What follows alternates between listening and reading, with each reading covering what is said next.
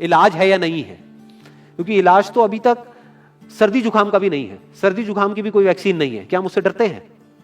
नहीं डरते हैं। क्यों? क्योंकि ज्यादा लोग नहीं मरते हैं। तो सबसे पहले डेथ रेट कैलकुलेट करते हैं कि एग्जैक्टली कितना है। कितने टेस्ट हुए? 40 लाख टेस्ट हुए, उसमें से 2 लाख लोगों को हुआ, तो नियर अबाउट एवरेज कितनी आई? 5% की। अगर यही हमने 4 करोड़ टेस्ट करे होते तो कितने डिटेक्ट हो गए होते अब तक? 20 लाख हो जाते। 40 करोड़ करे होते तो कितने हो जाते? 2 करोड़ हो जाते। टोटल अगर कर लिए होते हमने टेस्ट 130 करोड़ का, तो कितना नंबर निकल करके आ जाता? Near about 5 crore. इसका मतलब 5 करोड़ लोगों को या तो आज की डेट में है या हो चुका है। और एक और मजे की बात यह है कि कोरोना में ऐसा नहीं है कि जिसको भी होता है उन सबके सिम्टम्स आते हैं। 80% से ज्यादा जो केसेस होते हैं वो असिम्टोमेटिक होते हैं, उनमें कोई सिम्टम्स नहीं आते हैं। यानी अगर मुझे हो गया है और मैं ठीक भी हो गया हूं तो मुझे पता तक नहीं है। वो तब मुझे पता लगेगा अगर मैं अपने टेस्ट कराऊंगा जिसको एंटीबॉडी टेस्ट बोलते हैं, और मेरी बॉडी में एंटीबॉडीज मिलेगी, तब मैं कह सकता हूं कि हाँ मेरे को था और वो ठीक हो गया है। तो अभी अगर हम बेसिक सी कैलकुलेशन करें तो 5 करोड़ निकल करके आ रहा है नंबर। उसमें से डेथ कितनी हुई है? 5,800। तो 5 करोड़ में से 5,800 डेथ हुई है। पहले तो इसको कैलकुलेशन को हमको ठीक करना है। डेथ को अंडर रिपोर्ट करने का कोई तरीका नहीं है, बल्कि ओवर रिपोर्ट किया जा सकता है। ओवर रिपोर्ट कैसे? फॉर एग्जांपल आपकी बॉडी में टेस्ट हुआ, आपकी बॉडी में मिला कोरोना वायरस, लेकिन आपके अंदर पहले ही बहुत सारी प्रॉब्लम्स चली रही थी, तब भी आपकी किसी ना किसी वजह से डेथ होने ही वाली थी, बट क्योंकि ये कोरोना आया आपकी बॉडी में, इस वजह से आपकी डेथ हो गई, तो ये ट्रिगर कर गया। तो ये जो 5800 का नंबर है, ये इससे कम तो हो सकता है, इससे ज्यादा होने के चांसेस बहुत कम है। बट एक बार को हम मान लेते हैं कि इतना ही है नंबर, ना कम है ना ज्यादा है, तो कितनी परसेंटेज निकल करके आई? 5 करोड़ में से अगर 5800 डेथ्स हुई हैं तो क्या परसेंटेज निकल करके आई? Near about 0.01%। ये उससे बहुत कम है जितनी डेथ्स हमारे यहां पे होती हैं रोड एक्सीडेंट की वजह से। हर साल की अगर हम एक कैलकुलेशन देखें तो 1.5 लाख से ज्यादा डेथ हो जाती है इंडिया में रोड एक्सीडेंट्स की वजह से। हर 4 मिनट में एक डेथ होती है रोड एक्सीडेंट की वजह से। और अगर अभी आप देखोगे सड़कों पे एक बहुत ही फनी चीज नजर आ रही है, 2 व्हीलर पे जा रहे हैं, मास्क सबने लगाए हुए हैं, कभी भी नोट करना इस चीज को। हेलमेट नहीं पहने हुए, हेलमेट बहुत कम लोगों ने पहने हुए हैं। इससे हमको क्या समझ आ रहा है? क्या ये समझदारी है, बेवकूफी है? क्योंकि हेलमेट ना लगाने की वजह से उनके मरने के चांसेस उससे बहुत ज्यादा है, कई गुना ज्यादा है जितना कि कोरोना से मरने के उनके चांसेस है। तो ये डर है जो चारों तरफ फैल रहा है, और मीडिया डर को और बढ़ाता चला जा रहा है। और क्योंकि सही इंफॉर्मेशन किसी के भी पास में नहीं है, या सही कैलकुलेशन किसी के पास में नहीं है, ये जो अभी हम कर रहे हैं इसको मैथमेटिकल मॉडलिंग बोलते हैं। यानी एक डेटा को देख करके एक मॉडलिंग करी जाए और फिर समझा जाए कि एक्चुअल में जो सही डेटा है वो क्या है। ये नहीं कि लिमिटेड डेटा के बेस पे हम कोई भी कंक्लूजन ड्रॉ कर लें और उसके बेस पे डरते रहें। तो अगर इसका डेथ रेट 0.01% है तो हम सब इतना डर क्यों रहे हैं? क्या कुछ और है जिससे हमको डरना चाहिए, जिससे हम नहीं डर रहे हैं, जिसके बारे में कोई बात नहीं कर रहा है, जो इससे लाख गुना ज्यादा भयानक है? मतलब कोरोना से लाख गुना ज्यादा खतरनाक कुछ है जिससे हम नहीं डर रहे हैं और इससे हम डर रहे हैं। वो क्या है जिससे हमको डरना चाहिए?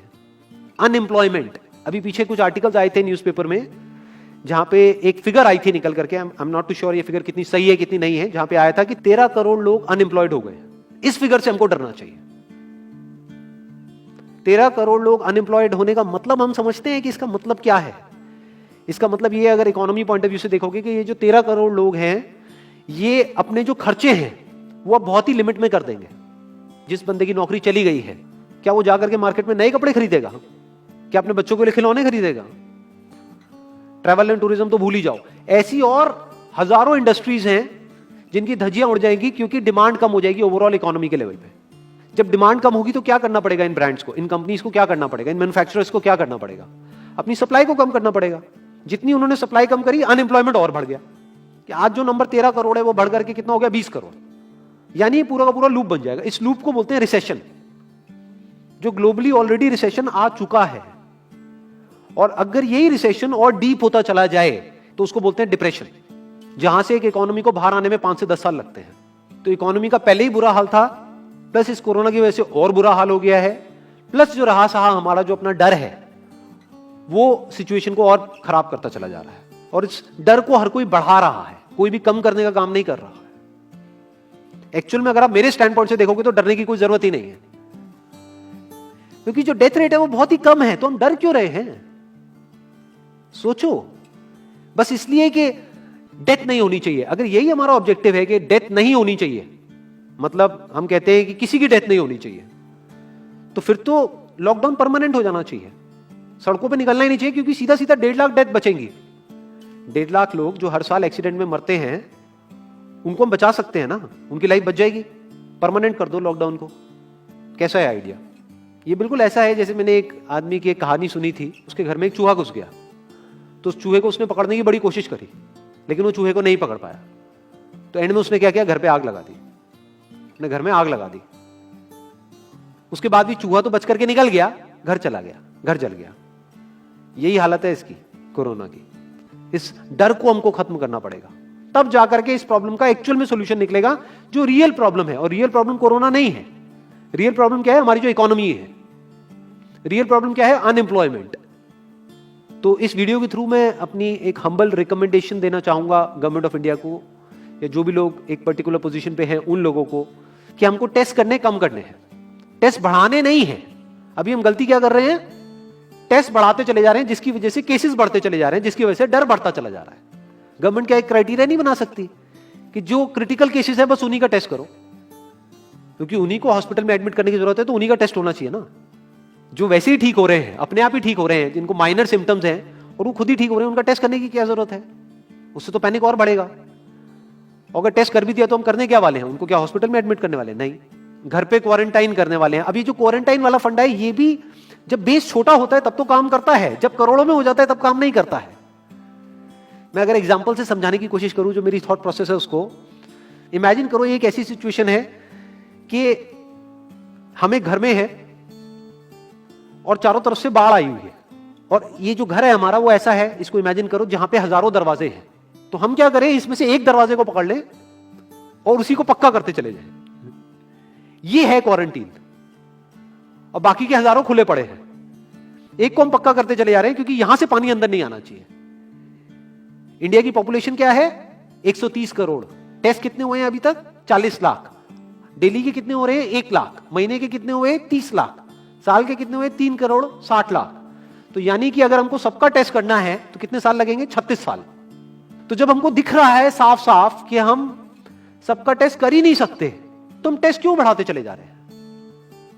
या तो सबका टेस्ट करो और सब में से सबको देख करके सबको क्वारंटाइन कर दो। ये बिल्कुल ऐसा हुआ कि वो जो घर है जिसकी मैंने अभी बात करी, या तो उसको हर तरफ से सिक्योर करो कि अगर उसके 1000 दरवाजे हैं तो एक को बंद मत करो, सारे बंद कर दो। तब आप कह सकते हो कि यहां पानी अंदर नहीं आएगा, कि हमने 130 करोड़ लोगों का टेस्ट कर लिया है, उसमें से केसेस निकल गए हैं 6 करोड़, और 6 करोड़ को हमने क्वारंटीन कर दिया है।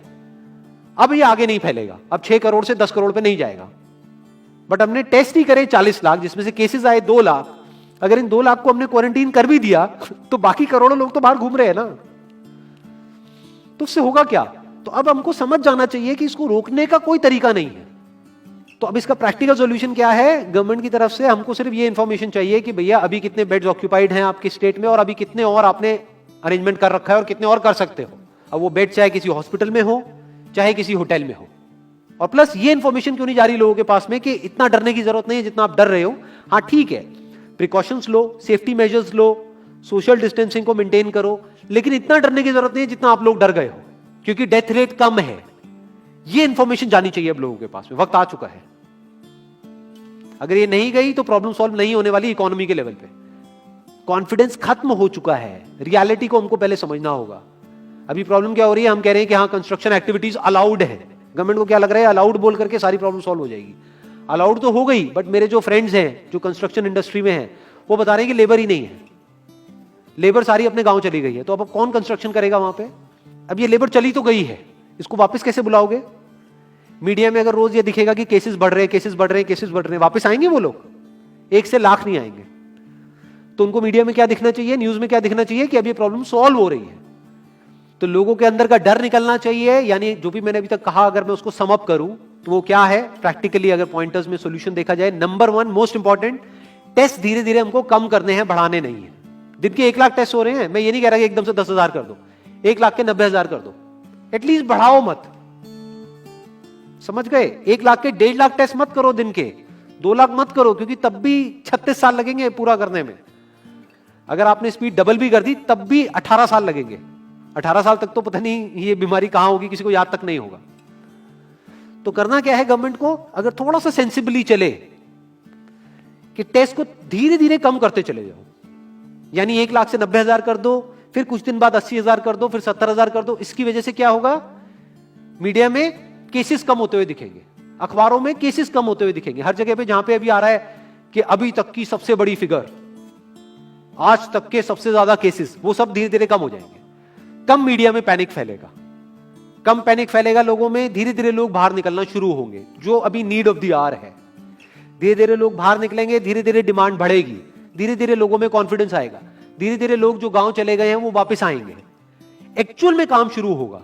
ऑन पेपर नहीं कि काम शुरू हो गया है, एक्चुअल में लोगों का काम शुरू होगा, लोगों का काम शुरू होगा, इकोनॉमी शुरू होगी। बिल्कुल ऐसा है जैसे 2 महीने के लिए आप किसी गाड़ी को बंद करके कहीं पे रख दो गैराज में, तो क्या होगा, बैटरी डाउन हो जाएगी, उस वक्त क्या करना पड़ेगा, उसको धक्का मारना पड़ेगा। तो अभी उस धक्के की जरूरत है, जंप स्टार्ट की जरूरत है।